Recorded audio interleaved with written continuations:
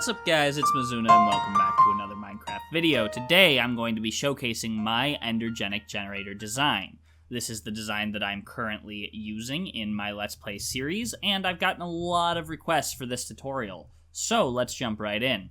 This design uses 12 Endergenic generators, a bunch of sequencers, but only 2 Ender monitors, so that's something to keep in mind, and 1 timer, all from RF Tools. I'm using the conduit from Ender.io, but you can use any multicolored redstone conduit that you'd like. In fact, you could probably make this system work even with normal redstone, although it would be much harder, so I don't recommend it.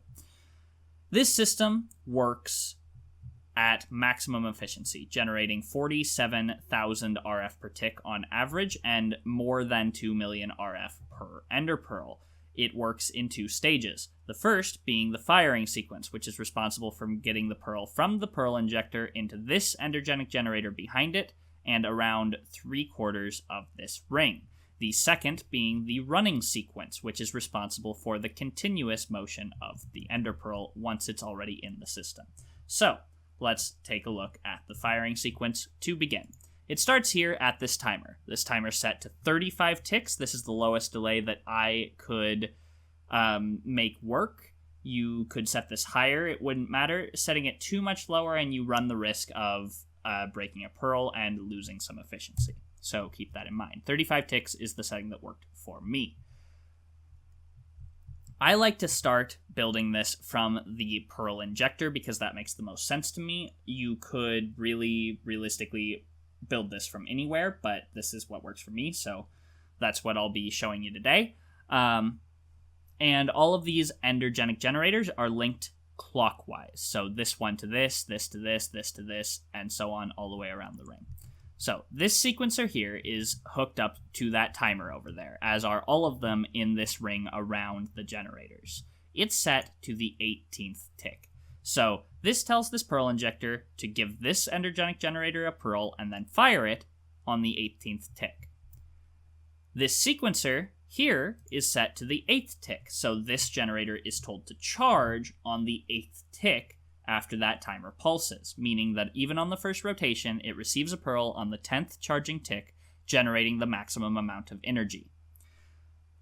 It's the firing for this is actually handled through the running sequence, which is handled by this Ender monitor set to pearl fired, but we'll get to that in a moment. Going around this ring for the firing sequence, you can see that this is the 8th tick, the 9th, the 10th, and then it jumps a little bit to the 12th, the 13th, the 14th, I believe. No, are these both the same? Yes, these are both the 13th. This jumps again to the 15th, 16th, and 17th for these 3 sequencers. Those jumps and slight inconsistencies with the pattern are due to Minecraft's innate tick quirkiness. So Minecraft's timing is not precise. Well, it is. That's the only reason this system works, but it's randomly assigned. So when you're dealing with 1/20th of a second, one game tick, Minecraft tends to do some wonky things, which is why you have to move the timings around to get this to work perfectly. So those are the settings that work for me. Yours might be slightly different. You need to move these ticks around a little bit to make sure that this works for you. Now, that's all. That's the firing sequence. Easy. All it does is tell these 9 Endergenic generators here to charge on the correct tick after this pearl is injected into the system. So that's very simple. The rest of it is handled by these 2 Ender monitors in the running sequence. The first is set to the red frequency, the second to the green. The green frequency is only there to tell this Endergenic generator to charge right after this one fires. I have no idea why that's necessary. I don't know why I can't get it to work without it. Even on the server, I couldn't get it to work without it. So that's the only reason that green frequency monitor is there. Otherwise, this would be a 1 Ender monitor system. It still tilts me just a little bit that I had to add that in, but it's fine. So I'll get to these 3 last. They're the only really complicated part. The rest of it's pretty easy. So this monitor is set to Pearl fired, and these have a 1 tick delay. So 1 tick after this generator fires its Pearl. And by the way, when the Pearl injects the Pearl, or when the injector gives it a Pearl and it fires, that does count as a Pearl fired. So it does send out a redstone pulse when that first Pearl is fired, which is why the firing sequence is so easy to build. So it sends out a pulse. That pulse is immediately given to this generator. So 1 tick after this fires, this receives a redstone pulse, which causes it to fire, since it's already been told to charge by the firing sequence on the first rotation, or by this sequencer right underneath it, in the case that it's already made 1 full rotation. So 3 ticks after this generator here, the very first one fires, this is told to charge, which is how it's handled on everything but the first rotation. The second generator is even simpler. The first tick after that fires, so remember, it's a 1 tick delay for the Ender monitor, 1 tick delay for the sequencer, so really, the second tick after that fires, this is given a pulse. On the first rotation, it's already been charged by the firing sequence. On any rotation after that, and +1 rotations, that is, it is charged by this same sequencer on with a 2 tick delay in between. That's so that it fires on this first tick here, and then waits 2 ticks, and then tells itself to charge so that when the Pearl comes around again, it's told to fire again. Kind of nifty, huh? Then these sequencers are set up similarly to the firing sequencers, where in a perfect world, they would just be 1 tick offset, but I do believe there's some strangeness. Yeah, for instance, that was here, this one's here, this one is 1 after that. No, these two are the same for some reason. This one is 1 after those. So anyway, basically start with a baseline of this one needs a tick immediately. This one gets the first and fourth of the sequencer, and then this one the second and fifth, third and sixth, and so on around the ring for all 9 of these, starting here, going around the ring, right? But then you may need to move the tick timings around depending on the chunk you built it in. So, those are pretty simple. Like I said, it's not so hard, and all of those are set to the red frequency. Like I said, the green frequency is only responsible for this generator here, and why I had to make that a thing, I just don't know. I don't know why it was necessary, but it was. So, this generator is told by the same red frequency to charge immediately. Remember, it's not charged by the firing sequence, so it's told to charge on the first tick, which means the Pearl arrives on the 10th, and then 10 ticks later, it's told to fire. And in everything but the first rotation, that's actually handled by the green frequency here. You can see that here. This is just Pearl fired, and this sequencer is set to the first one. All of these, by the way, it's worth noting, are set to once 2. Make sure that every sequencer is set to once 2. Otherwise, the system will not operate. The 11th generator is set to charge immediately. Once again, Minecraft's innate tick quirkiness at play here. And then 10 ticks later, told to fire. The 12th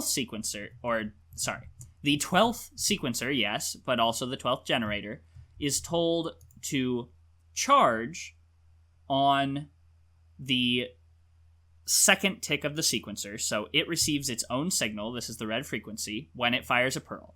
It's told to charge, which means it'll be on the 10th tick when it receives the Pearl.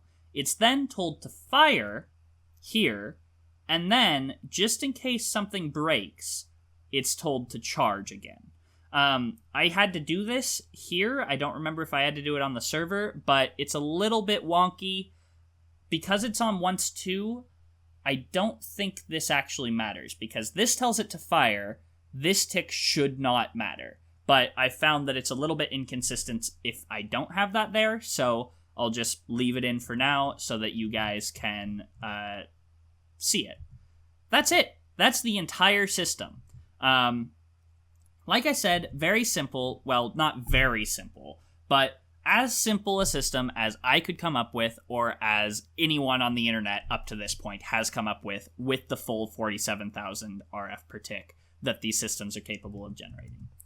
Very, very cool, I think. I really love this thing. I'm very proud of it. It took me many, many hours of work. I guess one more note is that same red frequency feeds into this timer so that when the pearl is going around, this timer cannot operate. Very simple stuff, and you can do that in a lot of ways. I'll show you the way I did it on my server right now. Here we are on my Direwolf 20 Let's Play server, and this is that exact same design recreated in actual survival multiplayer. So as you can see, we have the timer over here, set to 40 ticks in this case instead of 35. It didn't seem to want to work at 35, so there you go, a little bit of strange quirkiness there. The pearl injector set to the 18th tick. This one set to the 9th in this case. You can see that these timings are a little bit different because every system's a little bit different. And then the 10th, the 11th, the, 9, 10, 11, 12, then 14, then 14 again. No, this is 13. Okay, 14, 15, 16, and 17. Interesting. This one's a little bit more symmetrical than the one on the testing world. Interesting data. Not sure why that is. You can see the same two ender monitors, one for the green signal, which in this case... Do you do anything? Huh. I'm not sure. I don't remember where that goes in this case, but... Oh, here it is, here it is. It's linked back to... it's linked to the sequencer underneath in this case, set to the 1st and the 10th tick, once again on once 2. I did it a little bit differently here, it looks like, but it's the same basic concept. You can see that this timer is set... I've had to move some things around to get the power cables where I want them and the power monitor where I want it. Or this is a capacitor, actually. But I've had to move some things around for practicality, but it's the exact same system, just configured slightly differently. How I've done the shutoff circuit for this is I have a power monitor here set to turn the system off, not allow it to inject another pearl when power in my capacitor over there is over 50%. And that's set up to stop this redstone clock from pulsing, which pulses the timer, stopping it from giving its pulse. I also have the firing sequence, the running sequence hooked up to this repeater into this block, which is then connected to this same conduit, causing the timer to not run. So if a pearl's going around, it doesn't run, and if the power's too full, it doesn't run. You can see I have this hooked directly up to an Enderman spawner, which is constantly feeding it pearls, and the pearls are always full. It is generating a ton of energy for me. You can see when it runs, once this gets under 50% power, you'll see it kick on, and even with the 16,000 RF being drained by the Enderman spawner, we should see a net gain of about 30,000 RF per tick. Or 21,000 RF per tick, as the case may be. It's a little bit interesting, I'm not sure. Oh yeah, I guess that makes sense. Okay. Anyway, that's my Endergenic generator design. Any questions, leave them in the comments. Thank you so much. I hope you liked this video. If you did, leave a like and a comment below. Really helps me out, and I appreciate hearing from you. Subscribe for more content. I won't say every day because it hasn't been for a while, but very shortly we'll be getting back to a normal schedule. I'm thinking every other day, or basically 3 days a week. Guys, yeah. I'll see you next time. This is Mizuna signing off. Wow, I am rusty.